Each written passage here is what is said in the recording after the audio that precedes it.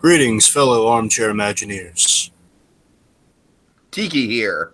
And BlueDragonFive.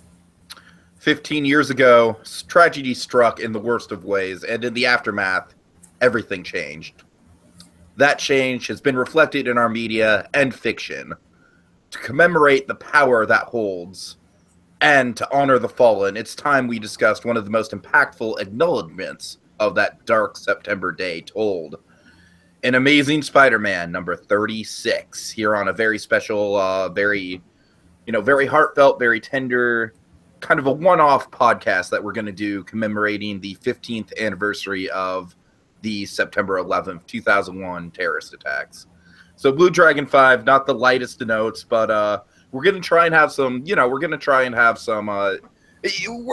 and not have it be all sour and dour all the way through. We've got an awesome comic to talk about. Of course, there's going to be some very sad moments within said comic, but with that in mind, Dragon, September 11th, definitely not something that we have addressed on the channel thus far. I feel like this is a perfect time to talk about it. 15 years is definitely a big milestone for me, Dragon. For me, just outside of the 15-year thing, outside of the fact that it's been that long, what boggles my mind about it is the whole fact that kids who are entering freshman year of high school this year will now learn about September 11th as a historical event that they were not alive for. So that is really kind of like the creme of wow, this is history, and we lived history. So Dragon, with that in mind, I wanted to, before we start and before we dive into this wonderful comic that, as we said in the intro, definitely one of the most impactful kind of reflections on September 11th. I want to kind of set the stage here for a thesis statement, a very important question, something that everyone who grew up in the wake of September 11th or was there in the wake of September 11th asked themselves. Dragon, where were you when it happened? Well, I was in school when it happened. I recall all I can really recall about it was just not really picking up on what had happened. It was just a lot of confusion, a lot of talk amongst the teachers. Really a lot of students really didn't know what was going on. It was just kind of like words of hearing people thought it was a helicopter. People saying, "Oh yeah, I heard a helicopter crash into a building in New York." And they go, "Oh my God, it was one of the Twin Towers." And it was a lot of confusion, a lot of chatter at the time. Again, they really tried not to, at least where I was, they didn't really let anyone know what was going on. The student, they didn't want to panic the students, I suppose. Okay. And what was your overall kind of reaction when you found out about kind of the extent of what was going on? Well, again, the initial reaction was a little chatter. Is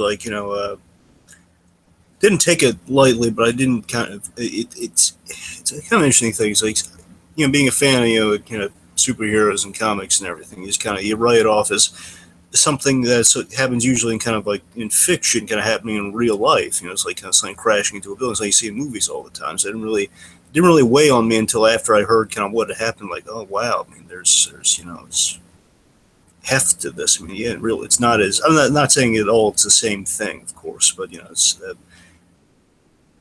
it just kind of dawned on me in the moment that wow, it just there's real consequence, there's real horror to kind of that period of not knowing what's going to happen next. Yeah, definitely, and I'm going to talk about how that Dragon, I have a very similar story to you in terms of I was definitely in school when it happened. Let's see, 2011 would place me, I want to say, roughly in fifth grade, I want to say. I want to say it was fifth grade. And, I just remember we had this routine of lining up before we went into the classroom, lining up outside on the blacktop. And there was just kind of like a quiet murmur around the students. Like, hey, did you... And Dragon, it's weird that you mentioned the helicopter thing, because that definitely was something that I experienced as well. At first, it wasn't necessarily a plane. It was like some kind of helicopter. Like, we didn't know what it was. We didn't know where it was. All we really knew was that I believe flew into some building. There's an explanation for why. I believe I was just looking into it before I put myself in the emotional headspace to remember it. Just watching some footage of it, and I believe there was some reporters speculating for a moment that the second The second incoming was they didn't think it was an incoming. They thought it was like a news copter or a police copter or something coming for the rescue of the other one. Mm-hmm. From at least one report that I saw the footage of, and then they were horrified to realize, it was not helicopters. So the helicopter might have stemmed from that. I'm not sure, but again, it might have just been like they not knowing the shock of like what have happened. Right, and definitely, Dragon, the thing you said about, like, oh, it's an action movie, it sounds like something out of an action movie, that is something that just felt, like, universal in a very chilling way. Like, you turn on the TV and you think you're watching fucking Die Hard, but you're not. It's like these people are actually dying. It's like Dragon, I didn't get Bear in mind, folks, we were young back then, too. Of course, and that's what I was going to get into. I didn't get the experience of, like, watching the things on the news live as it played out, like, basically, since it happened on the East Coast, I'm on the West Coast. I'm like a few hours ahead or a few hours behind. So basically, like 9/11, like the whole thing had already happened by the time I was like lining up to go into elementary school. Dragon, just one last thing. I very much do remember the teachers kind of like that whole day was just kind of like an off day. I have vivid memories that me and my grandma were scheduled to go see a movie that day. Just ironically enough, we had a date to go see a movie, and then we went to the theater, and it was closed. Just everything. I mean, it was like dead. Like all the businesses were closed. I definitely know all the Disney parks closed that day. It's crazy. Of course, you remember for that couple of weeks, there were like very limited planes in the sky. Yeah. Just all that, Dragon. Like I said, I just think it's in a kind of a morbidly fascinating, but a fascinating nonetheless, that we lived it, that we are part of this history that now kids who are 14 years old and going into high school just were not even alive for. So that to me, it's like, and I honestly think that the comic we're about to talk about is really a good indicator of that, really good kind of celebration of like, yeah, it was an absolutely horrific event, but we were there, we lived through it, and god damn it, something happened in the wake of it that made us stronger as a people. Well, let me, I have something I might transition us to that, because I want one more reflection on two. Let's transition it. There were two very iconic things that always kind of burned into my memory from the going around, shortly after, in the aftermath of 9/11. Two very superhero related images. One was the famous Spider-Man 1 Twin Towers poster, where the Twin Towers were reflected in Spider-Man's mask. Right.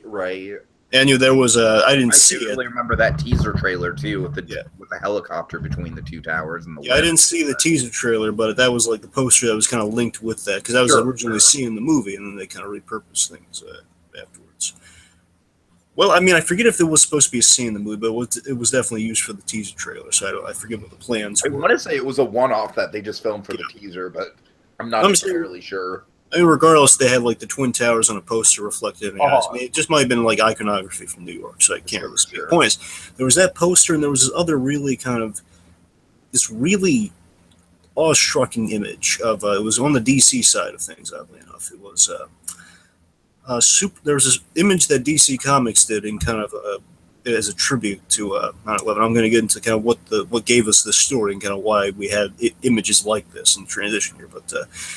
There was an image of, you can look at this too if you type in Superman 9/11 or something along the lines. It's this image of Superman and Crypto the Superdog. It's a really innocent looking image, really inspiring image of the two of them looking at this billboard with firefighters, policemen, and paramedics, and Superman has like a little dialogue box that says "Wow."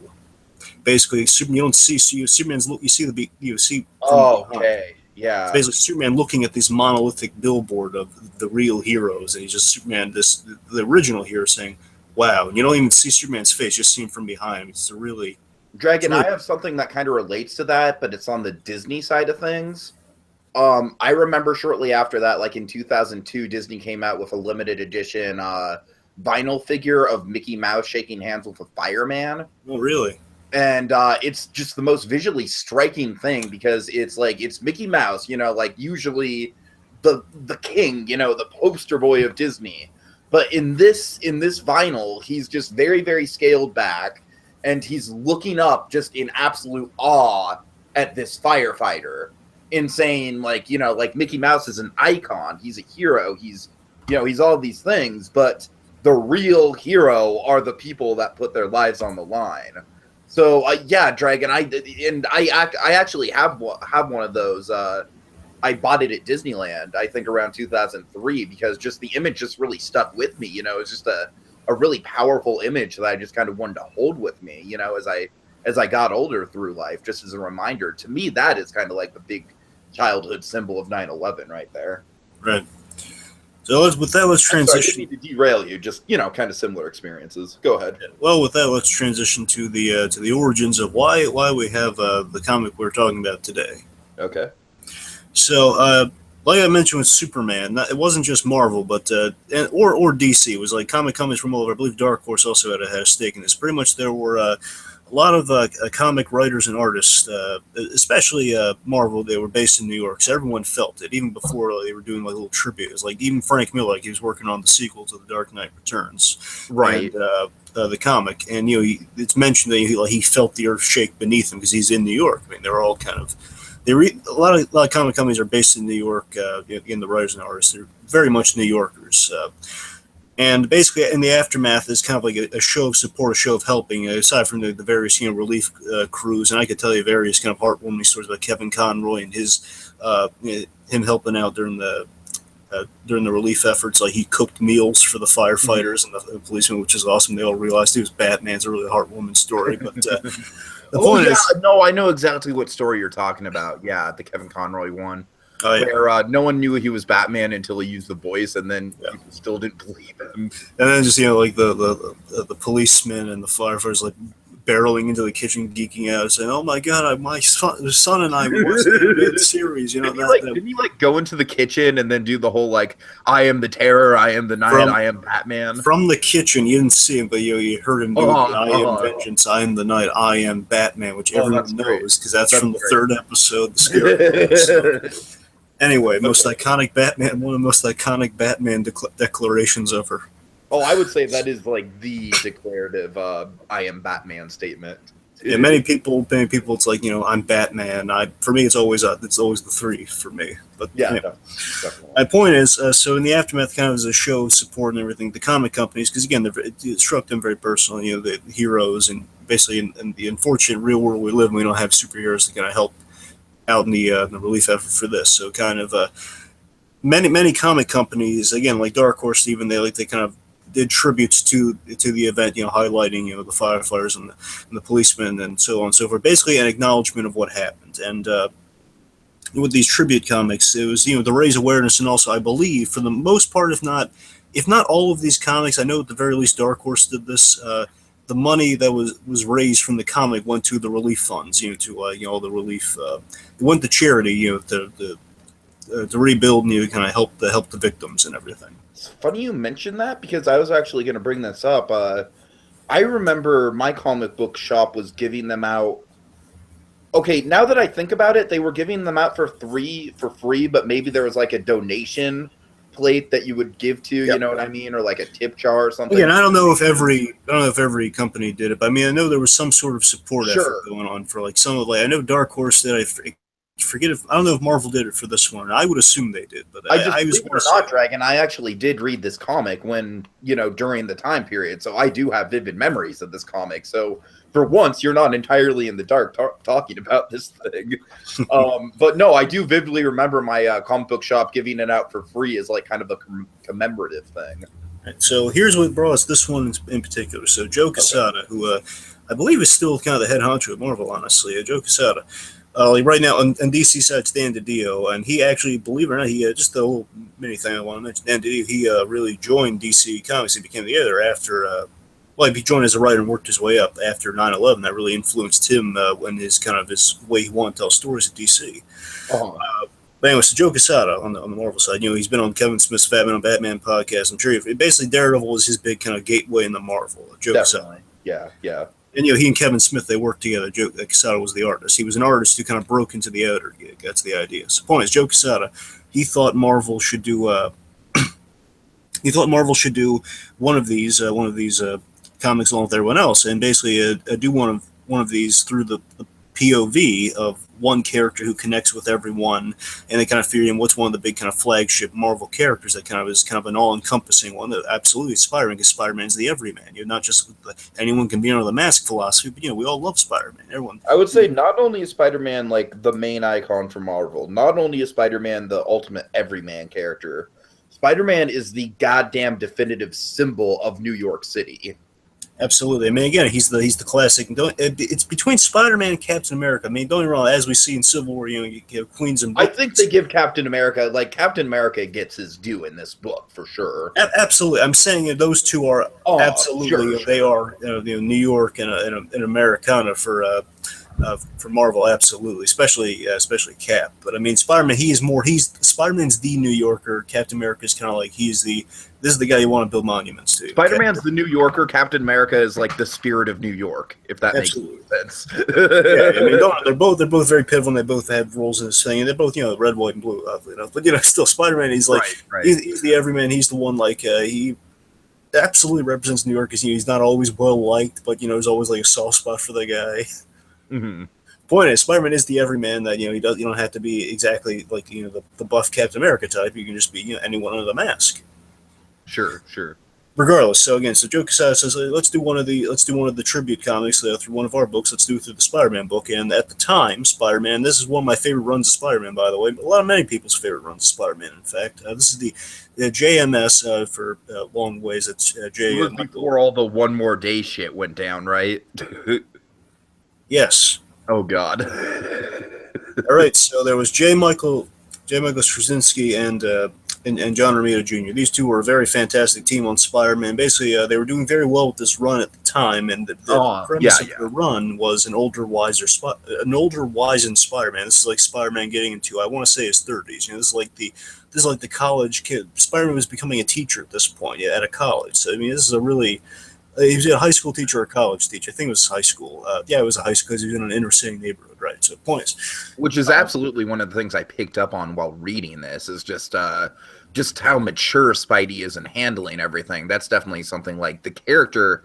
It's great that they just don't have that they don't just like revert back to the the classic like wisecracking Spider-Man. It's very appropriate. Oddly enough, Dragon, like a Peter Parker in his 30s. Who's kind of mature and wizened is the perfect lens to tell this story. And it's just like, it kind of, I mean, of course, 9/11 was an absolutely crushing thing to have happen, but I think by the same token, Dragon, having a Peter Parker character in this run in the comics was almost a blessing in a way, just because it just helped a lot of New Yorkers cope with it in just a small way, in just a small glimmer of hope that this comic was. Because like I said, I think if it was like smart alecky Peter Parker in his 20s, I don't think it would have worked nearly as well. I don't think it would have been as effective. I think it's the fact that it's an older and wizened Peter Parker kind of looking back and ruminating on things definitely makes this have even more power than it already does. Absolutely. And again, I've always loved this run. Don't get me wrong. As for a long time, I know we've been campaigning for kind of the high school age Spider-Man, which is cool. Don't get me wrong, but I mean, I really love this. The problem is, I just really quick, I wouldn't have a problem with Andrew Garfield playing Spider-Man if he was playing like the same age that Andrew Garfield is. Okay, my point is. Sorry, go ahead. Well, that's cool. The whole high school thing we've all been waiting for. Now we finally have. I just always want to say, I mean, for the longest time, again, I've always kind of. The main reason people want the high school thing is so we can kind of invest in this Spider-Man that we have now, so we can kind of see him get a young guy who we keep for a bunch of movies, and at some point he'll become this one. That's the idea, because the point is like this is a really great kind of mature Spider-Man. What's odd, Dragon, is that I could totally see Tobey Maguire doing this run of Peter Parker nowadays. Exactly, but again, they kind of mix their things. And I think they kind of jumped the gun getting us to this awesome Spider-Man. We also need to fall in love with the kid first, Sure. So it's kind of a mixed bag. The point is that this was an awesome run that's had some of the most mature, awesome kind of that wizened kind of Spider-Man kind of. He's now the Uncle Ben figure. That's the idea with this run, which is really great. He's now imparting wisdom on young high school kids who are kind of the new Peter Parkers. Not that they all become heroes or anything, but the fact like there's some really good.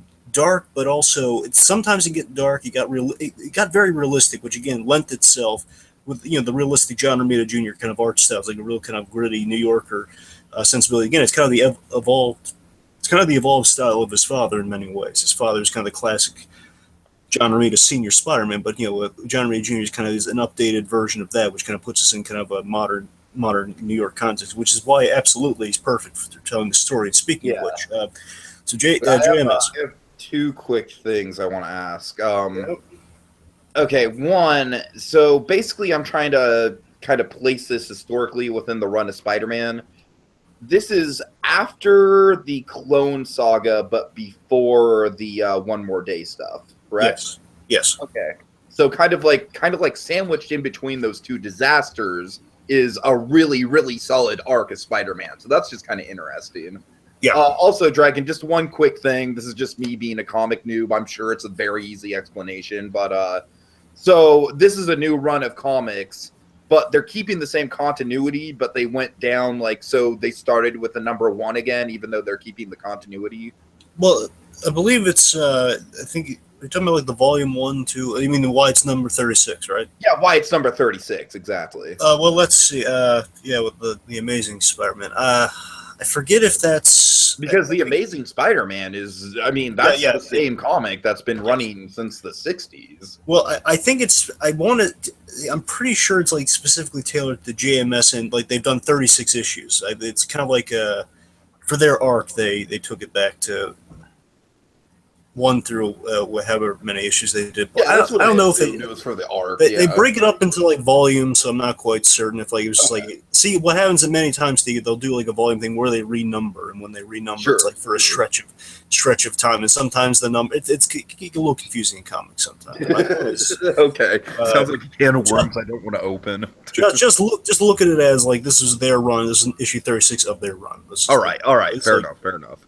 Yeah. So okay. Point is, let's see where we're at.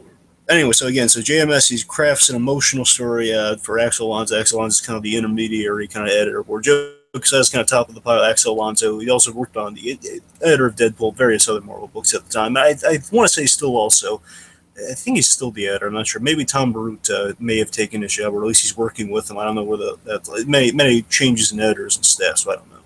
Point is, he crafts a really emotional story for Axel Alonso, because he wants to. You have to handle this sort of story with a lot of care to make it really count. Mm-hmm. There's a lot of hesitation and care in the creation of this, but purely because it was really a personal story. Because they were all there, they were all in New York. Again, they're very, especially Romita Jr. I'm pretty sure Romita Jr. is still based in New York. I want to say. Point is, they're all. JMS and Romita Jr. they kind of craft the thing. Romita Jr. mentions read the story, cried for days as a baby while he was drawing it. It was a very beautiful story. Anyways, at the end of the day, we get this. What I would still say to this day, I challenge anyone. I have this issue. I all bagged and board and everything. Because it's one of my cover. I love having this issue. It's purely for the significance and the memory. I wish I still had mine, man. I could not tell you where mine went to. The free one I got from the comic shop. I was just thrilled to get the graphic novel of it, and then I got the issue of some years back. It's one of the finest Marvel comics ever produced, in my opinion. One of the finest. I mean, just in terms of a single issue, I've got to agree. Yeah. Absolutely. I mean, let me tell you my introduction to it as the last bit of Origin Series. Okay. So I mentioned this. My first introduction to this issue even exists. I didn't know it was part of the tribute thing they did. I didn't know that. I had the Spider-Man, the Sam Raimi Spider-Man movie, and the DVD bonus features have this great documentary called The Mythology of Spider, 21st. Yeah, I know exactly what you're talking about. And they broke it into these DVD bonus features Dragon shared it. And first of all, let me mention two things. Again, one, that documentary was really good, really informative. I love that they kind of broke it up in these awesome little chapters and Spider-Man, the history, everything. It educates you it's like the ultimate Spider-Man 101, if you will.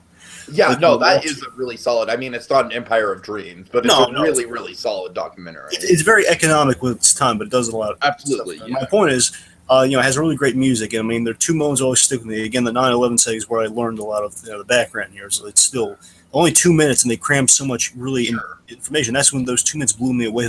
Oh my God, this story exists. And just getting a glimpse of the Romita art and just the emotions behind it. And again, the score, and then it transitions to the next segment, which is these two in connection are some of the most beautiful things. It has the it's from the same run, the JMS John Romita Jr. run. It's like this character called Ezekiel. It's mentioned in the thing. It says a character Ezekiel is pretty much he capitalized on his Spider-Man like powers, and he asked Peter Parker, "Hey Peter, why don't you just use this for money? I did that. I did it first, and I lost my uncle." And it has this great music playing behind it, like the whole "with great power comes great responsibility" music. And I don't know. It's really hard to describe, folks. Check it out. It's on YouTube in pieces. Just the issue 36 segment and then the one directly following it. Those two are just interconnected. It reminds you why you love Spider-Man, why he matters as a character. It really gets you. Oh yeah, oh yeah. Anyway, so speaking of issue 36, let's get into it. I'll summarize it if it's all right. Go ahead. Basically, summary goes like this, folks. I mean, we all know what happened, but we follow Spider-Man as he arrives at Ground Zero to help out the relief crews and his fellow Marvel heroes, even a few villains, believe it or not. It's a long, we see in the comic, it's a long, emotionally draining day filled with sadness, guilt, but still a little hope for the future. That's the summary. Beautiful, beautiful. Couldn't have said it better myself. So the Romita Jr. Let's break it down. Let's talk about some of this fantastic Romita Jr. art. Okay, well, I have it in front of me. Any particular panels you want to go to? Well, we have to go to the first one after the black. Let's talk about the cover here. Hold it right there, Tiki. Okay. Now, imagine this is black, folks, because the blue is kind of like a little thing they're doing here. But the issue cover is black, but that's all it says, though. The Amazing Spider-Man number 36. That's the issue I have there. It's called, the nickname for this issue, Tiki, is the Spider-Man Black issue, because again, it's just, there's no fantastical cover. There's no way you can sensationalize what happened. You can't just make it. That's definitely like a running thing that started with the Beatles with the White Album, but yeah, for sure. But again, it's simply because it really hits you when you open the book and you find that first inch, because you can't put that on the cover because you can see it's capitalizing on what happened. Exactly, and the black is just like, it's such a classy way to go about it.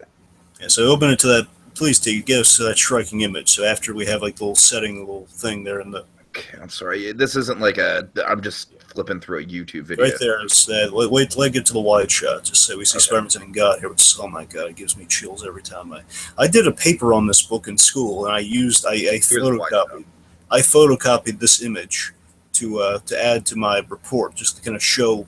I was writing it I used this as my visuals to talk about 9/11 in a paper, so I just wanted to show kind of like the best. And my God, man, I mean, it's striking stuff. Yes, because again, I used this image in that paper because this sums up the horror and the only reaction you could have to it in one image. Never mind the fact that Spider-Man is there. The devastation, the narration of Spidey, it's all summed up right here.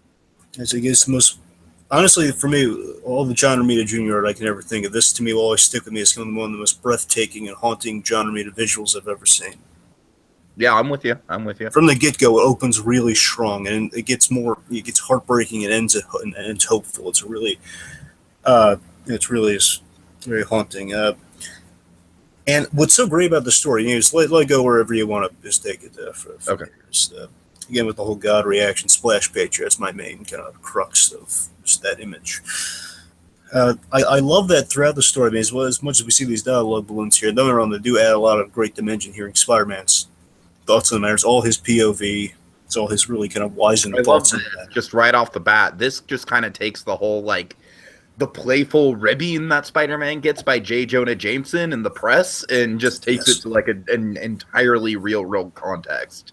Yeah. And again, it's not like the whole class. Again, we're so used to it. Like, hey, Spider-Man, you're no good. It's like and now it's more cutting and more like, you're a hero. Where were you? Why couldn't you stop this? Absolutely. Like, oh God, it's especially given the fact, like, one of Spider-Man's early saves in the comics was he stopped a rocket ship for a space shuttle was crashing. Basically, he parachuted when it was raining. Into the Hudson River. So right. Yeah. Spider-Man's capable of that. I mean, you can't predict these. This was completely random. That's why it was so. Nothing could have stopped it. Just a quick kind of motif to mention in the Romita art that I love is the reflections in Spidey's eyes. That's a great thing. Sometimes you'll see, like, in Alex Ross is another guy who does this, and because he does the super realistic. Basically, the Spider-Man we get in Civil War is based off the Alex Ross Spider-Man. Mm-hmm. Mm-hmm. reflective little eye things, and this is another interpretation of that. It's just more the kind of the classic kind of. There's more kind of the hyper realized Spider-Man, but again, you get to have moments like that. And I tell you, what was excellent, like, look at this, any of the, you could hold on any of these images. Literally, we could just go through this whole thing and just, like, talk about every single panel. It's that effective.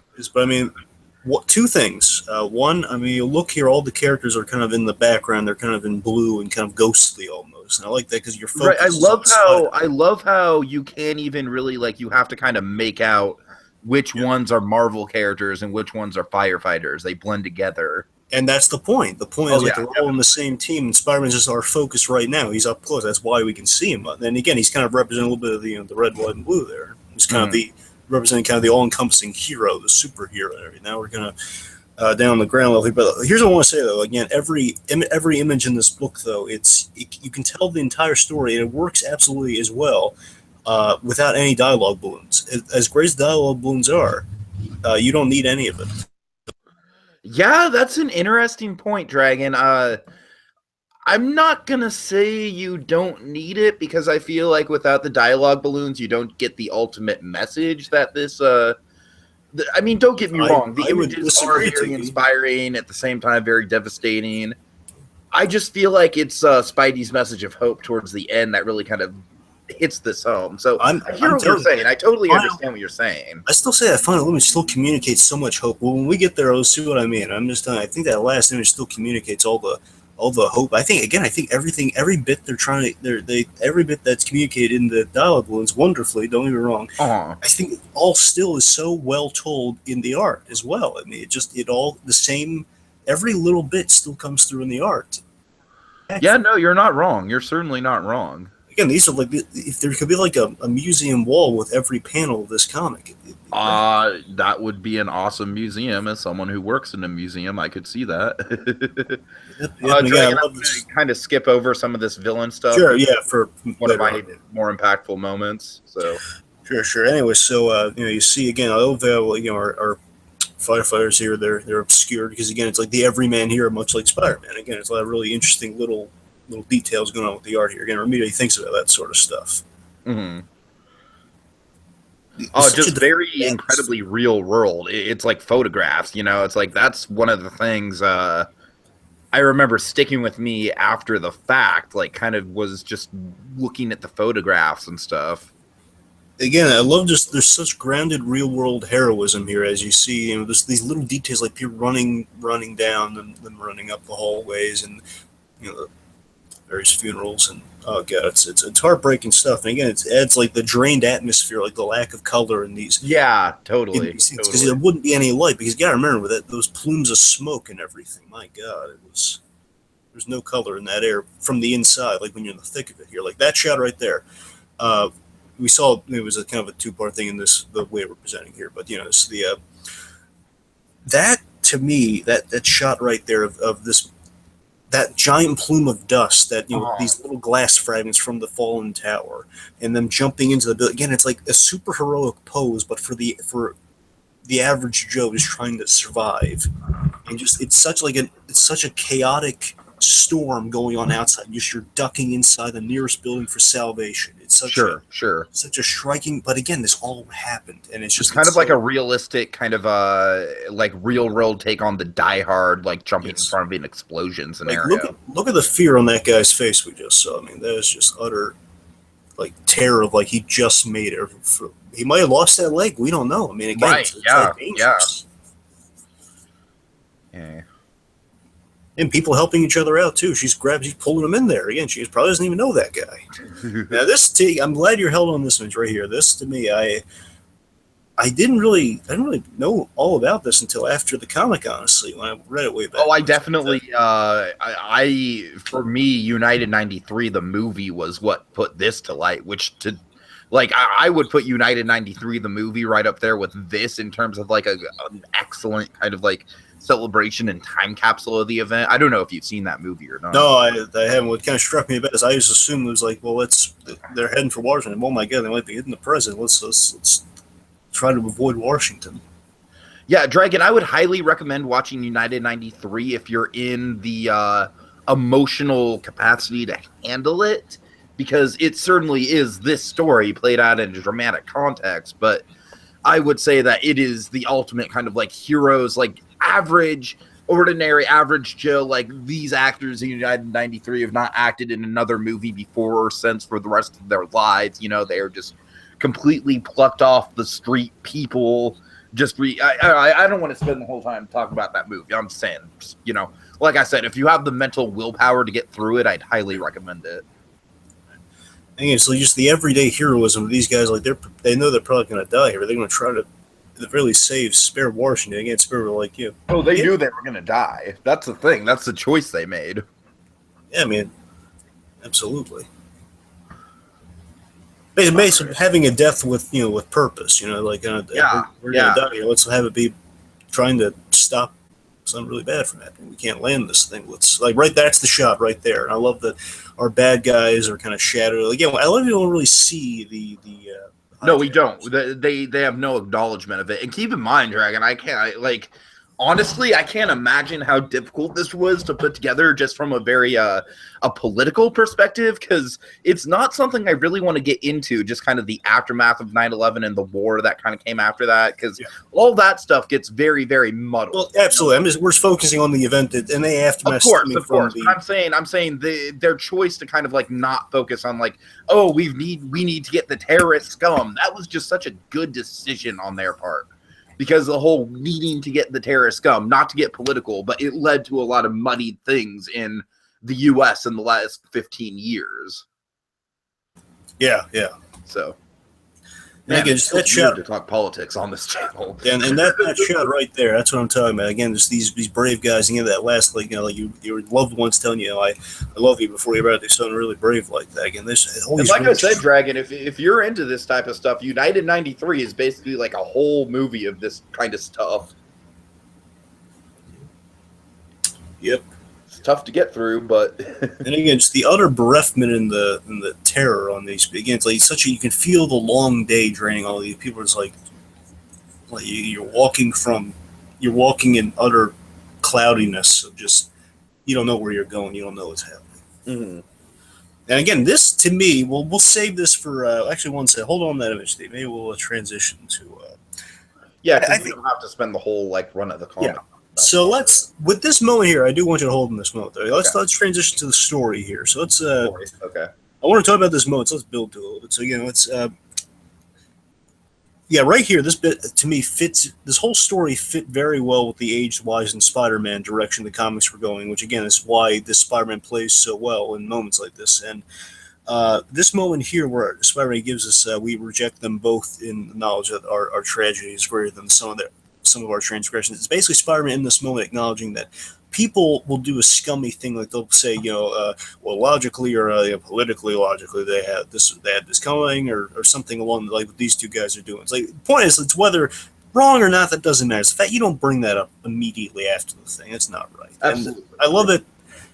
Yeah, I love Spider-Man's he's not getting angry over this. He's saying these guys are real jerks or anything, like they really they don't know. He's not making an opinion. He's just saying whatever they're saying. I know in this one aspect they're absolutely wrong, because our tragedy is right now the tragedy we're suffering is greater than the sum of any judgment that's going to be passed. Which of course we got in that great villain sequence that we'll kind of circle back around to later.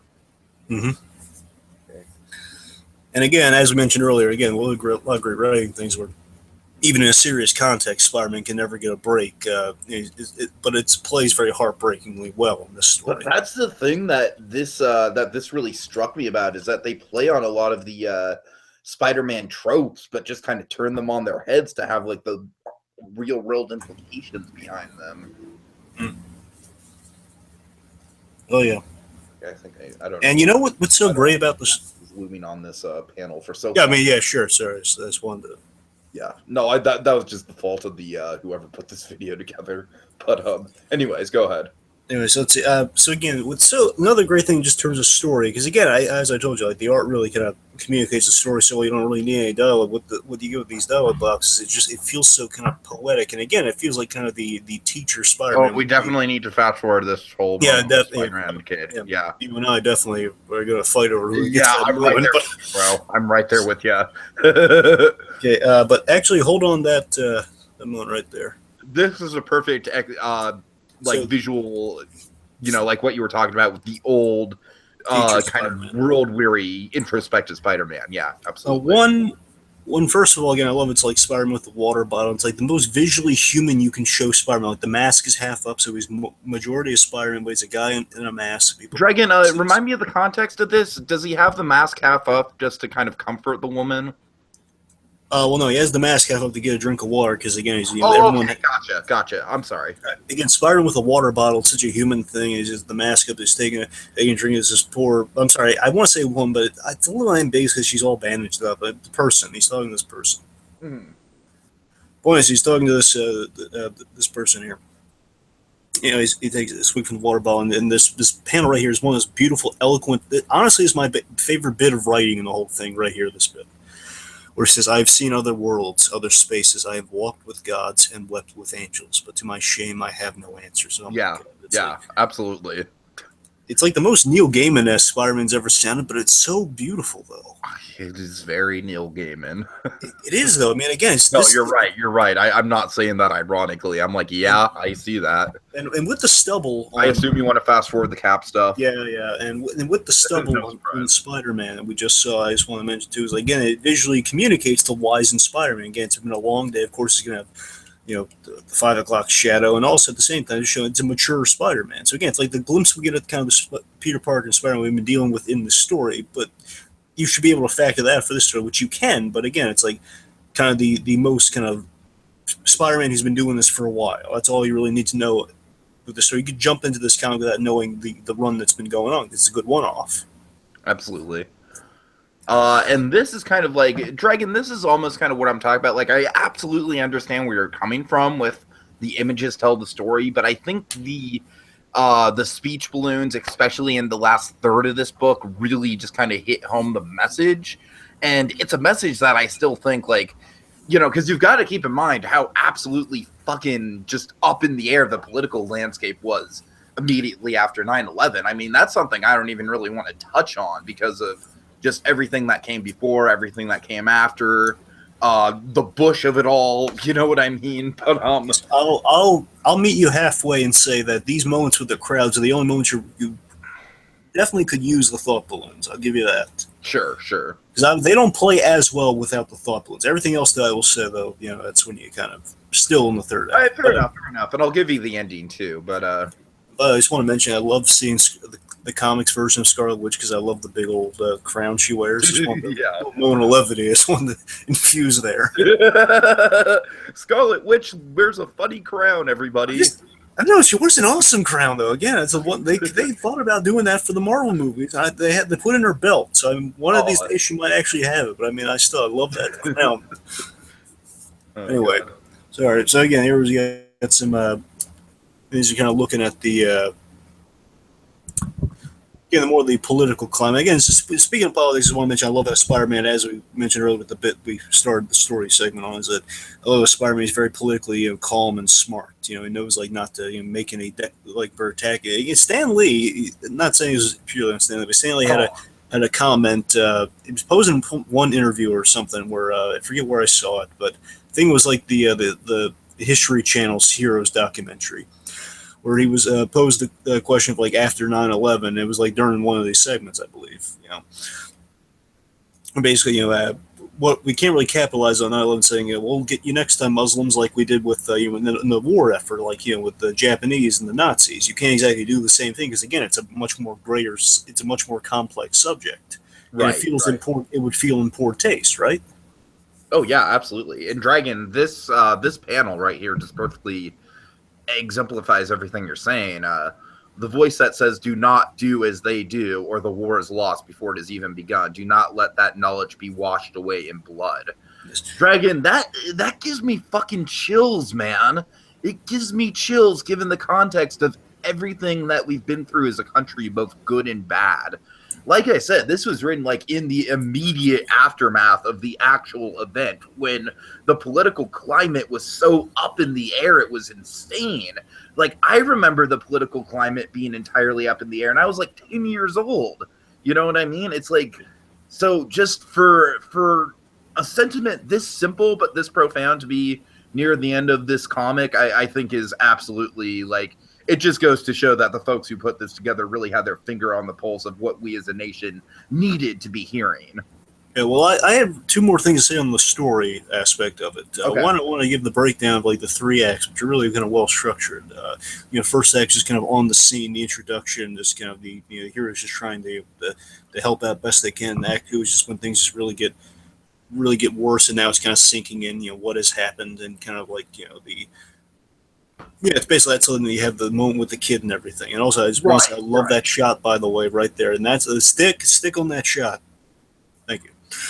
So I'm gonna piggyback on that. My second point here. Point is, so again, second act is the heroes just kind of realize things are getting really worse. That's when all the damage and the destruction's happening. It's when the Spider-Man's like trying to tell that person, he has no answers. That bit, and the third act is kind of transitioning us to kind of like that hopeful ending that with the heroes, not the ones in the costumes necessarily, but the heroes in general. There's hope for the future, sort of thing. That's kind of the three act structure. We get a lot in this one issue.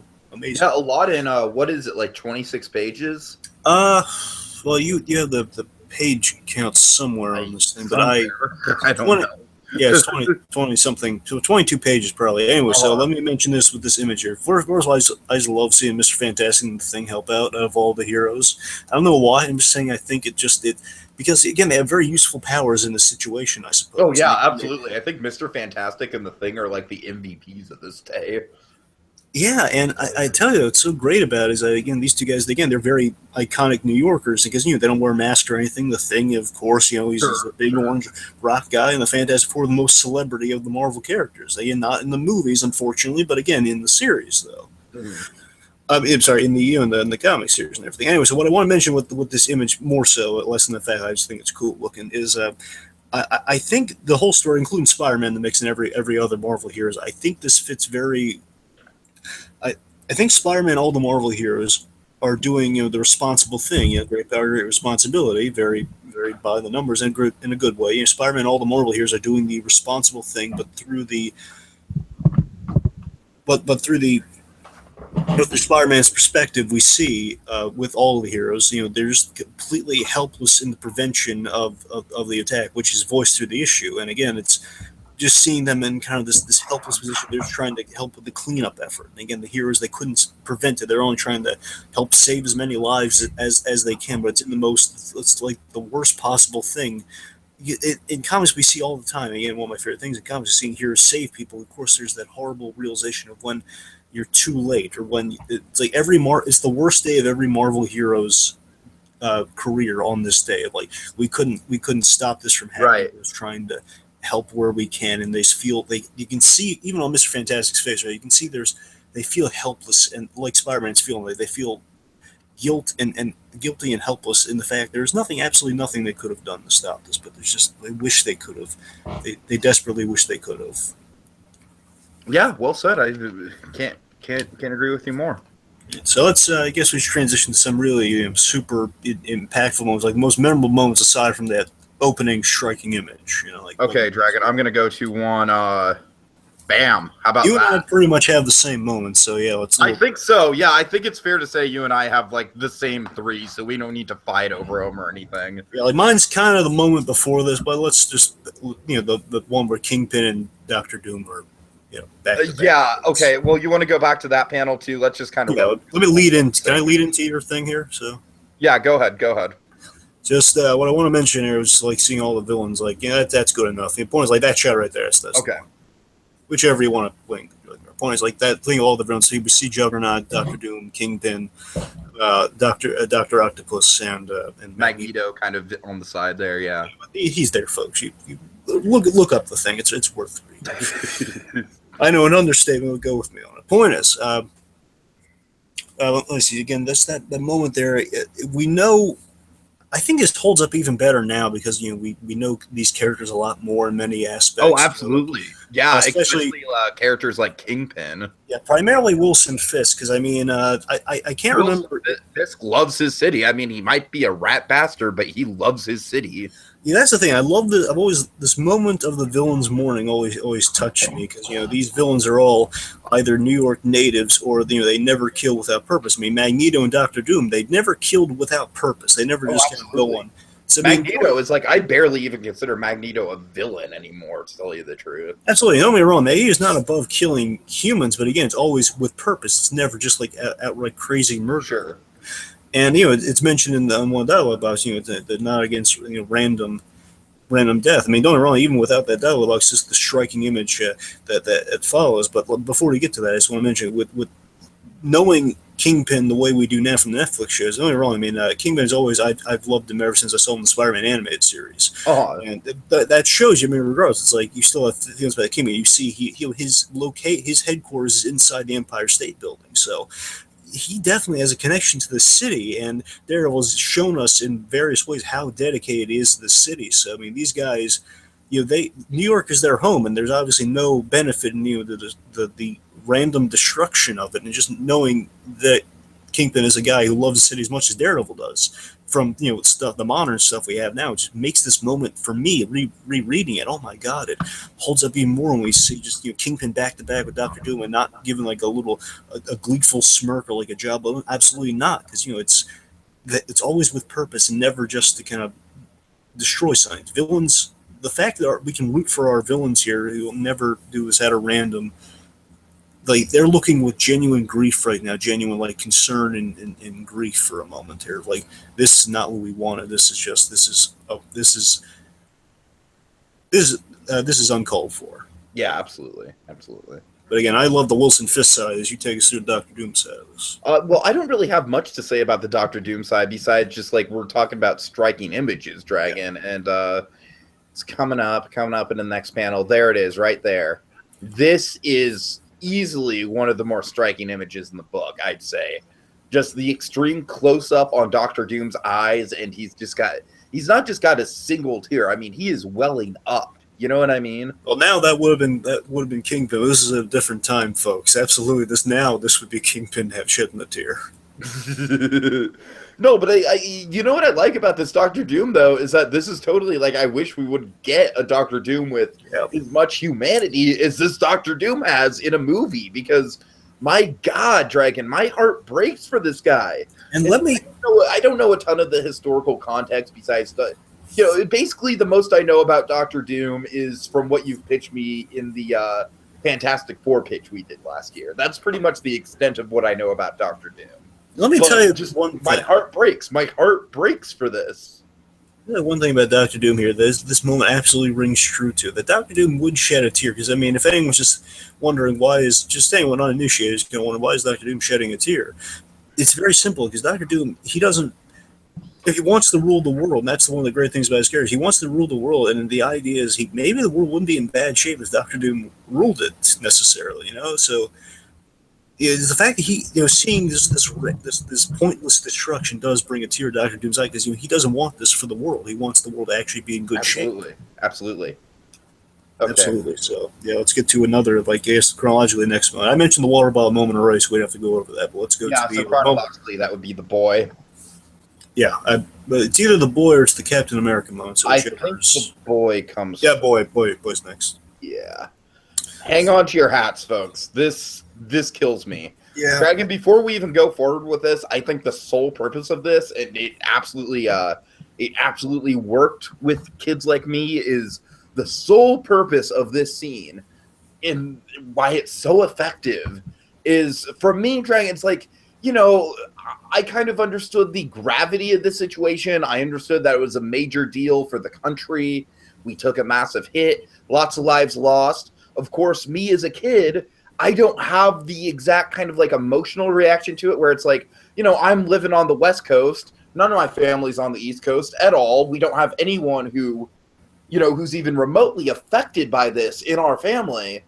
But Dragon, this right here is like, okay, kids, this is what people who actually were at ground zero are going through from a child's perspective. That is what is so powerful to me. I feel like this right here, these few pages we're about to go over, are kind of like what made me realize the absolute tragic gravity of this event. Yeah. Bam, mic drop. All right. It's a tough one, folks. And me, it's the reaction right before right before we have this the famous panel. Mm-hmm. It's like there's the reaction that's almost like a spider sense lines around. It's not an actual spider sense lines. I'm saying it's like just you can read the reaction on the mask so well going up here. After just like they see the father in the background coming up. Right. It's heartbreaking stuff. Like, right, this next shot here is the reaction that gets me, and then the famous panel follows. There's no topping it. Oh God! Yeah, Spider-Man holding this Right. child with tears in it. And that's in the reflective eyes too. That's man, the killer. yeah. You can see the jump in their reaction of like no. It's like the worst thought we both had simultaneously just came true. Mm-hmm.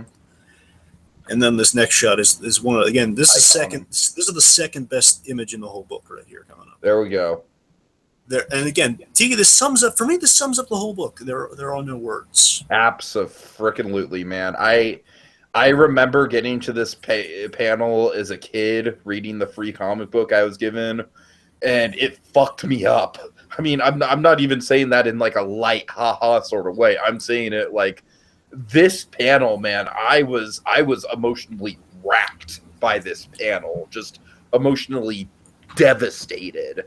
I remember, like, and I do think this is relatively kind of the point of this whole segment with the kid is to kind of bring the tragedy of this event to kind of like the children who maybe don't live in the area, maybe haven't had family members who were directly affected by it.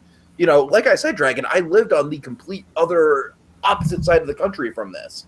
We had no stake in it outside of the fact that it was the country that was being attacked. But this just brings it to light in such a humanizing and tragic way. I love Spider-Man's head down like that. Just, he can't bear to look at it anymore because he knows exactly what this kid. He lost Uncle Ben. He knows what this kid's going through. Just that moment of realizing the person you really love most is just there's nothing you can do. They're being held. And the moment that followed, I really wanted. Oh, I'm sorry. Showcase for a minute.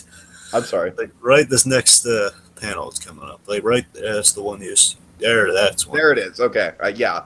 Terribly sorry. That is a great kind of image to go at on. That to me sums up all the heroes' kind of mantras and this whole thing just there. I mean, Miss Fantastic thing was just the example. This is the single defining image of the hero's feelings this whole day of just helplessness. Spider-Man he couldn't have saved that kid's father because there's so much chaos and insanity and just there's so much destruction and loss going on around him. Spider-Man, he's helped. They're all helpless. They're doing what they can, mostly clean up. And look at the firefighters with a tear in their eyes, like seeing another, because the kid's father was a firefighter, I believe. Mm-hmm, mm-hmm. I mean, just seeing like this, it's the worst, and it's just the worst day for Spider-Man. Absolutely. I mean, and it's also kind of this dark joke too, is that Peter Parker is famous for having bad luck, and this is his worst luck he's ever had. Sure. And then we have this monolithic image right here. Oh my god! And being a Captain America fan, Dragon, I am sure this is one that, like, when you read this back in 2001, you were like, all right, yeah, Captain America, that makes sense. He's the American guy. All right, let's see what he has to say. And now when you read it, you're like, oh. And with the kid moment too, I want to mention, like, I love in the Amazing Spider-Man 2. I love when Spider-Man interacts with the kid, and that's my favorite moment from that movie. And that is also my favorite moment from that movie. That moment is amazing. That moment when he comes back at the end are my two absolute favorite moments from that film. But, because they both connect to the kid too. That's why. But, right. Regardless, I mean, that rereading this, that really hits me a lot more now. And then, of course, with Captain America, you're absolutely right, Dig. It's just the Marvel Cinematic Universe has made me a far bigger fan of Captain America than I ever thought. And just seeing this image, because I always thought it was like a good image, and I thought, oh well, yeah, you're right. It makes absolute sense. Captain America's been through one war, and of course, Spider-Man commenting on it. I did again. I in the comics before movies, I've always looked at it as Captain America is a great kind of character to have paired with other characters or on a team. And like Spider-Man looks up to Captain America, I get that, and I always love that dynamic. And here, just seeing is like, yeah, Steve Rogers, I envy this man right now. Oh, this poor guy. I feel so much sympathy. And then Spider-Man looking onto his kind of his mentor here, and I just wish I had not lived to see this once. He saw it twice. oh god, and just in that little clench right there, just Cap's like he can't bear to see this against pretty much like another Pearl Harbor for Captain America, essentially. Yeah, that is a pretty. I mean, that is the comparison, Dragon. It really is. It is the day that will live in empathy. You know, it's like the 40s had Pearl Harbor, the 60s had the Kennedy assassination, and we have 9/11. I mean, it's really kind of up there in the grand pantheon of tragedies that this nation's endured. Absolutely. And again, it's like basically the two most iconic Marvel heroes that kind of represent New York and kind of America in the greater whole. Again, it's these two guys, and the fact that these two guys are in the same shot together. I love that they're not technically in the same shot, but it's more like one of them in focus and the other one kind of out of focus, that sort of thing. It just shows you that it's Cap is practically he's a statue, but in the best of ways. And technically now he is a statue with the 75th thing in Brooklyn, which is awesome. Yeah, so, I just want to highlight that because that is still an awesome achievement for Cap. But still, I mean, this is why he gets a statue, because he gets to have these sorts of moments. I can't imagine what Cap's going through right there. It's and again, you see the 5 o'clock shadow on him too. Just Cap's been at this all day. We saw him helping out on the debris. It's a really What do you tell the children? You tell them evil against like that's kind of what you're talking about, right? With Cap and Spider-Man, kind of in the same frame, but not really. It's like they're never like in a full like the full figures in both like they're not standing shoulder to shoulder or anything. It's like they're just kind of and I think, like you said, I think that represents like Spidey's going through a lot, but it's minimal compared to the pain that Cap must be feeling. Absolutely, like Cap is bigger in this shot, right? He's standing above Spider-Man. He's the beacon where Spider-Man's kind of Spider-Man's the modern Captain America for New York in terms of kind of iconography. It's like Captain America was the Spider-Man of his day, and Spider-Man's the Captain America of his day. Yeah, sorry, I can't really get a better view than that. No, that's fine. I'm just saying you get what I'm saying, right? yeah, absolutely. In many ways, I'm not saying again Captain America still comes back, so he's kind of still the Captain America of his day, but you know what I mean. Okay, any other kind of striking moments you want to point out? No, I mean that's we cover all mine. I think those three, Dragons. Like we don't have to fight over them or anything. It's just we agree those three are kind of like the big, kind of like events of the book for sure. I mean that we already mentioned the angel, like the whole like I've what with Angel's moment. I mean we've done them all. It's basically mine was 4 moments. We covered them all. We're good. So let's. I guess now we should transition to. Where we are now. All right, I'm going to just go back to the black cover. I mean, we can. Do you want to go to the final image, or you want to save that for the last segment? I'd say save that for the last segment. Sure. Anyway, so let's talk about basically 9/11, 15 years later, and also kind of the aftermath. More in a wider context, not like what directly followed 9/11. What directly followed was a whole shit. Yeah. Or just kind of the culture and kind of the change. Basically, let me start us off just to get a feel of what we're going for here. The world, post 9/11, the world became cynical and cautious. Sometimes for the better. It's led to some good things and also led to some good and bad decisions, both. But some good decisions like upping certain securities, but bad decisions like making a little more paranoia than we should have. At times, I mean, there's a good and there's a bad too. We become wiser after 9/11, but again, it's still wiser for a negative purpose. I got to admit, it's really hard to talk about the aftermath without getting into Iraq, and I really don't want to get into Iraq. Well, I'm just focusing on where we are in the United States with all this. I'm just saying for these purposes, not to get too political. That's what I mean. Right, and I am trying to toe that line, my friend. I am trying to not get political. I mean, I'm referring to airports and kind of like standards, and mainly also I want to talk about the media side of this as well. Okay. So I mean, look, overall, just in the real context, but we're transitioning to kind of like the media side of this.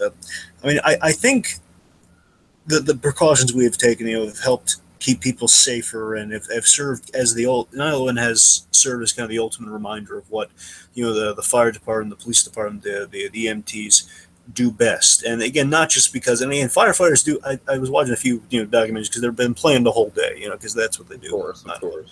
And even the days leading up to it. And it's like the firefighters, they don't like to be looked at as like heroes for what they did on 9/11. No, it shows you, it reminds you what these guys do on a regular basis. That's the important thing. It's like these guys are heroes not because of what they did this one day, but because of what they always do. I will say that is kind of like one of the few things that did relate to me on a personal level with 9/11 was I do have an uncle that's a firefighter, so that I did kind of, like I said, and I have the whole the laminated Mickey looking up to the firefighter as well. Right. So that is definitely something that affected me for sure. Yeah. And speaking of the police department, just having respect for kind of the authorities and the helping services, just wanted to. I mentioned this before. I think it holds a lot of resonance because of what drives this show. So let's just transition to kind of media and kind of the alterations and stuff following 9/11. There's a show called Blue Bloods that I have been watching lately, and I've become a big fan of it, actually. I never thought I would, because I thought it was just going to be like a very generic cop show. I mean, there's a lot of substance to it, so I was very wrong on that. A very generic cop show. It does, but amazingly, it's not. It kind of, I can vouch for it. It's surprisingly really good. Okay, you got your Tom Selleck in there. You got your Indiana Jones wannabe. And my point is, Indiana Jones. My point is, there's a lot of really good stuff, and the crux of the show is it's kind of the Tom Selleck character, Frank Reagan. He was there during 9/11. Okay. So the show is very centerpiece of the story. The idea is just Frank Reagan. He's kind of the ultimate police commissioner, and again, something I can definitely admire the guy for, because again, he's pretty much kind of the model of Jim Gordon. I'd like basically if we ever saw the Jim Gordon Ben McKenzie would become, I would like it very much to be Frank Reagan. Absolutely, I would. My point is, the Frank Reagan character is a very awesome character. I won't dwell on it long, but the point is, he was I want to say he was a beat cop or a detective during 9/11, so he was in the thick of it, helping out during that day, and that definitely impacted him. So he and his whole family, they're cops and they're in various jobs in the police force, and in criminal justice, the daughter is a lawyer. She's a DA. Point is, they're all. That kind of molds Frank Reagan, that he has been in the thick of it. He holds the highest standard of police work, and just showing you why the NYPD, they are the bravest, they are the best, the police force. Why they protect the people. It's no corruption at all in his force. He's an excellent representation of that. And again, they're all, and the point of that show I'm getting at here is they're all working for a world where you don't have to be they're all working for a world that you don't have to be scared of. Basically, living in a world primarily you don't have to be afraid of another 9/11 happening, because you can have faith in the institutions kind of, protecting your interest, and just being in a safer world, working for a safer world that you don't have to be afraid of. Because that was an aftermath thing we should cover. People being afraid something else would happen in the days and other horrible things that have happened. I mean, I've got to admit, Dragon, I still have a bit of a fear in me that there's going to be a West Coast equivalent of 9/11 that's going to happen in LA or San Francisco. And of course, I live very near San Francisco. I work in San Francisco. So that still hits home, Dragon. I feel like that still is kind of the thing. That's still kind of I don't want to go all conspiracy theory on it, but I think one of the things that 9/11 taught us is that this kind of shit can happen when we're least expecting it. It can happen out of the blue. One of the big things Spider-Man was talking about in the opening of this comic is there is no way we could have seen this coming. There is no way we could have been there to stop it. So, Dragon, I do think it's an interesting place that they left our country in from a historical perspective, because I do think to a certain extent it brought our nation closer together. It certainly helped give firefighters the respect they deserve, and as someone who has a firefighter in my family, that's absolutely a wonderful thing that came out of it. But I mean, like I said, I don't want to get too political with it. But my point is, I like to take the optimistic viewpoint of just the kind of the Blue Bloods point of view. I did not influence me. I just want to say it's kind of coincide with what I like to think is that we're working for a world where that sort of thing maybe can't happen again, because we're more because of the straight point is we're living in Okay, a hopefully let me say striving this. for Let a me say safer this. world. I don't think we're living in a world where it just can straight up never happen again because Well, I and I just know don't. that. I'm just saying that we can prevent that as Okay, better. yeah, well, just to put it this way, I think we're living in a world where we're more prepared for it should it happen, Yes. and we're more just like there are more precautions in place to make sure it doesn't happen. Yeah. So I'm sorry, I'm kind of derailing your whole point. That's what I'm getting at. So the Okay, point's I like living in a world apologize. where hopefully we can, we're stronger, we're a little more connected, we're a little more, but a more protective time. Anyway, so we can want to talk about the. What do you think about the removal of the towers in media? There was a sensitivity after 9/11. Yeah, Most that's an definitely. interesting thing to talk about. Sure, sure. I mean, one of the things I remember outside of just that was anything regarding airplanes. There was a Tim Allen movie where they had a bomb on a plane, and that had to be taken out of theaters for like about a year or so. There's like an Arnold Schwarzenegger movie involving a plane. I don't know, just even smaller movies just kind of had to be reworked. I got two examples for you. Two animated films. It's Okay, very beloved animated films. Monsters Inc. and Lilo and Stitch had to be altered because of 9/11. sure, sure. Monsters Inc. has essentially they both Lilo and Stitch came out in 2001. Did 2002. all right. Well, yeah, they're working on 2001. Okay, yeah, the point is Monsters Inc. Uh, the two of them were in production at the time, and in production on the cups of being released. Anyway, so Monsters Inc. They had the Chinese it was a Chinese restaurant being blown up initially, but then they put they it happened after that scene had been animated, so then they kind of altered it to Right. be a giant kind of sterilizing bubble instead, which was cool looking. Don't get me wrong, but that's why it's like gives a little more kind of an ominous kind of UFO looking thing instead of blowing up because again a little sensitivity towards time and people. I don't think it was a bad. I don't think it was a bad decision to do that because again it Dragon, I was think oddly enough, I think Spider-Man himself is kind of like the classic example with that teaser trailer. yeah. And then but then also Dragon, just to kind of talk about the aftermath, this isn't something we went into, but I think it's very important to loop back around to, is you've got to keep in mind Spider-Man came out the summer after 9/11, the summer of 2002. Yeah. The first major, like $100 million superhero movie starring Spider-Man came out. And that movie, I mean, you can definitely look at that movie now and say there's an air of like New York sentimentality and, like Brooklyners rallying around each other. And that's not a bad thing. That's just where we were at the time. And I think that movie is what everyone fucking needed. You know what I mean? Absolutely. So again, even with like Star Wars in the You mess '70s. with Spider-Man, you mess with New York. You mess with one of us, you mess with all of us. Yes, I mean, you look at a lot of films will do that. They come out at just the right times when you need kind of a pick me up. Look at the '70s with Star Wars. You need just the right sort of pick me up and something that can remind you that there's a little hope in the times. So I feel like that's a good transition to heroes, Well, unless you have anything else. well, yeah. Well, I just was saying it's going to transition to heroes just in case. Okay. But one I want to mention also in Stitch, we have the whole the plane chase that was changed from going through a city to going through the mountains. But uh, the big thing we should discuss in transition to heroes is nowadays, of course, there's a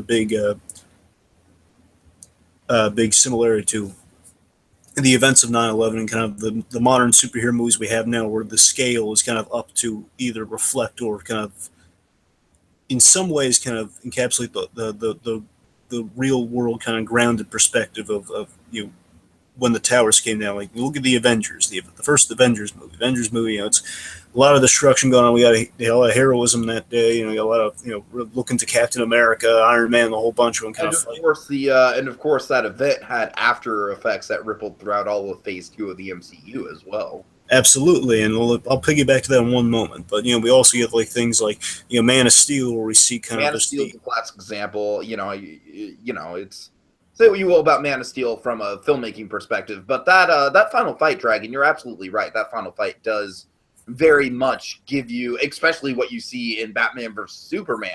I think the Batman versus Superman side of that fight is even more just like, okay, this is truly like a ground zero type situation. Exactly, and again, it's the one inspiring image that I always look to. And I don't care if it doesn't make the little.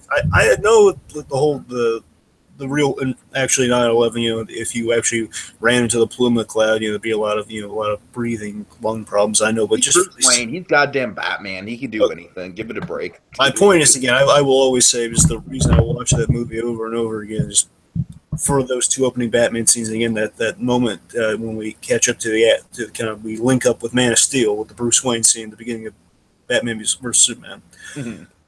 I just love that inspiring image. And again, I assume it has more heft than it was kind of concocted out of that's that terrifying plume of dust we saw in the issue here, and of course from the actual 9/11 towers coming down. It's uh, that giant plume of debris and dust, which again I think instinctually we all kind of fear and dread it, because of this event, and just seeing my favorite hero, seeing my guy, not in the costume but as a guy, just Yeah. run into that plume. Not everyone else is running away like they should, but just one guy is running in there to save anyone he can because it's the instinctual reaction that is Batman to me. That is my That hero. is Batman, but that is also like 100% the firefighters in 9/11. Yes, and again, that's like much like Batman and Spider-Man, and the large majority of art here is supposed to represent kind of the everyman, or anyone can do this. Like people at their core can do this. Mm-hmm. And again, well, the Civil War looks into the aftermath as we did following that event with all the other uh, events from the second phase of Marvel. So let's speaking of all this hero talking, like Bruce Wayne running to that giant plume awesomely and just so with such an inspiring image and all the Civil War consequence. Let's transition to let's talk about the heroes of the day. Okay, one sec. Let me get panel. Yeah. There, is that good enough? Yeah, that's good enough. Okay. Yeah, it's Dragon. Like I said, I think one of the interesting ways to look at this is kind of through the influx of superhero movies that we got directly after 9/11. Like I said, Spider-Man coming along and being the one that really kicked that off, and it just came at just the perfect time from the historical context to have just an hoorah, like, let's go New York superhero movie. Yeah. Spider-Man 2, of course, comes along 2 years later, just absolutely has the same kind of qualities of the love of New York, the patriotism, but also just comes cemented with a dynamite script, a dynamite, story and everything. And then, of course, from there we get Dark Knight, we get the MCU, and it just all snowballs. And Dragon, what do you think? Is there a correlation between superheroes being like the definitive media, the definitive hero of this generation, of this past 15 years, with 9/11 and kind of Spider-Man happening right after 9/11, that love of patriotism? Of course, I think Captain America being a very, arguably the most popular character in the MCU, I think that is a little bit reflective of the post 9/11 culture. And this is definitely kind of putting it into as positive of a light as we can, given the circumstances. So what are your thoughts? Well, first off, let me say just with Captain America and the MCU, I think it always delights me just to know how many people, not just have like kind of an old school obligation, genuinely really love Captain America. They just really like myself. Again, just having grown to love Captain America, what they're presenting there is so good, so compelling that people are seeing just just the idea of people. Not just kind of the old school Cap fans are starting to see that, like, yeah, this guy's story is so investing. He does represent kind of the American spirit, what we're going for here. Mm-hmm. That always just kind of puts a smile on my face, just knowing, man, Cap's getting all the praise he deserves. And again, all the praise, we just kind of instinctually, like he was in the history books of like, oh yeah, it's classic Marvel. Yeah, we like the guy. Yeah, that's absolutely the one thing I kind of connected to with Captain America before the MCU was the iconography of our parents all fucking ran around with like trash can lids and used them as shields. I don't know if you got that story from your dad, but I certainly got that story from my dad, which is why I was so delighted to see that exact thing show up in the first Avenger. Well, let me say this on heroes in general. What I really want to say is that heroes, superheroes are icons. Their icons are more impressive, more memorable than kind of the classic heroes of mythology. That they give They give us hope in the worst situations. That's absolutely what this book showcases, and that's what the heroes in general do represent. They give us hope in the absolute worst of situations. I've heard many touching stories of Batman giving victims of crime just kind of that sense of just kind of longing for justice, just longing for something to hold on to, longing on for like that hope that you can take your tragedy and mold into something better. I mean, there's to me, as I mentioned various times before, is when any hero, not just Batman, but I mean, it's Batman, Spider-Man, any hero, Of especially course. Superman, uh, Spider, Cap, anyone. There's nothing better than a hero saving people, whether it's in a costume or, as you can see in the lovely image before us here, and whether it's saving people, whether it's in a costume or a uniform. The image Saving. is just so great because it just literally like blends them all together. It's like there's no difference between them. Yeah, it's whether in a costume or uniform, or another thing I like to highlight, whether saving a good person or even a bad person. Again, Absolutely. Totally. at various moments I could always highlight just Batman. He'll save the bad guy because it's the right thing to do. He doesn't go out of his way to make sure everyone's saved. And that's what heroes doing. That's what the firefighters, the policemen, everyone they're trained to do. Whether it's in the end of the day, whether it's Batman, Jim Gordon, a patrolman, a fireman, a paramedic, you name it. These are the figures who stick up for people. I mean, who stick up for and protect the little guy. And as times go on, we sure still need. We should we sorry. As times go on, we still sure need them. We really do. As these times go on. Okay, Dragon, I can't really think of any other better way to end it. So do you just kind of want to say our piece with this podcast and end out on a moment of silence? Absolutely. So again, it's the overall in the book and just the. So again, this comic, folks, is very dear to me. It's one of the best Spider-Man stories, one of the best Marvel stories I've ever read. It always sticks out to me. Again, if I ever had to do a list of just like a final list of like the 10 best comics you've ever read, it honestly might be on there. It's like one of the. It's very. I might have to put it out on the average that has a sense of duty. Like this is it's so powerful. It's one of the most I would powerful say in comics. terms of just one-off like single issues, it's Yeah, yeah. definitely in the top 10 for me. Yeah, Yeah. like not a run per se, but if Of it was like course, an of course. issue, Not a run, not graphic novels, nothing like that. Just one-off singular issues. This is definitely in the top 10. it's definitely one of the most powerful comics I've ever read in my life. It is Okay. definitely, and it'll always probably always stay that way. And again, even as it's 15 years later, it still packs a wallop, and it's a darn strong wallop. And again, it shows you every reason why not only you love Marvel heroes, but it's why you love heroes in general. Their work. It's shown why again. This is gonna sound stupid. I just want to get it out there. It sounds dumb and No, sentimental. say it, say it, say it. I like to refer to.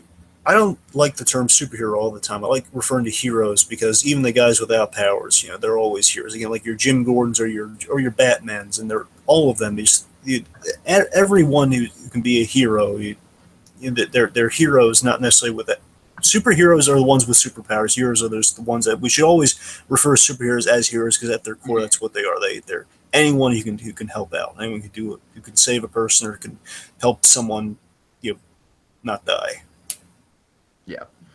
Dragon, I don't know why you thought that sentimentality was stupid, man. That was beautiful. That was beautiful. What do you got to say, friend? I don't have much to say that wasn't already said, but yeah, I honestly, I'm just very proud of the work we've done on this podcast. I think we've treated the subject matter with a lot of dignity, a lot of respect. We haven't really, there's been some levity here and there, but we've not really gone into like full on jokey territory at all. So Dragon, I thank you for that. This is just absolutely like just reading through this again 15 years later just really packs the wallop of what this represents. And just kind of as my final piece before we go out, I don't know. It's just like, it is one of those things where obviously, like, as a nation, we all wish that it just never happened. If we could all just retroactively get into our DeLoreans and prevent 9/11 from happening, we all would. Having said that, Dragon, I do think that having stuff like this and having stuff like United 93 that I mentioned, kind of putting all these things into a historical context, I've got to say, I'm proud of the fact that I can say that I was there. I'm proud of the fact that I can say that, that I was one of the people, in America at the time that this happened, and that I saw the country kind of come together for a cause and everything like that. And like I said, I'm not proud of the fact that 9/11 in itself happened, but I am. It just does kind of fill me with a sense of pride that we as a country endured just this absolutely horrific event and kind of came out stronger for it. And like I said, it's just a piece of history, and good or bad, history in itself is just, it's what shapes us. It's what defines us. And we are it, man, my friend. We are a part of history. You and I, for living through this event, are now a part of history. And that's all I've got to say. Brilliant comic. Love the art. Dragon, thank you so much for coming on. I think we did a good job. And with that in mind, folks, just let's all kind of have a moment of silence. Well, Tiki, why don't you read the thing, then we'll end on a moment of silence. Oh, dear. Okay. Read the outro. Got it. Yeah. I'm sorry. Just to give it kind of a final sort of impact. No. You're right. You're absolutely right. All right. Thanks. So, okay. So, folks, this story helps us remember not just the loss, but of the bravery and the heroism that the day brought out in everyone. No building or structure represents the heart of New York. It's indestructible. That's what that day taught us. Not to live in fear alone, but to live on and work together. And that still remains true 15 years later. Now, folks, we end on a moment of silence.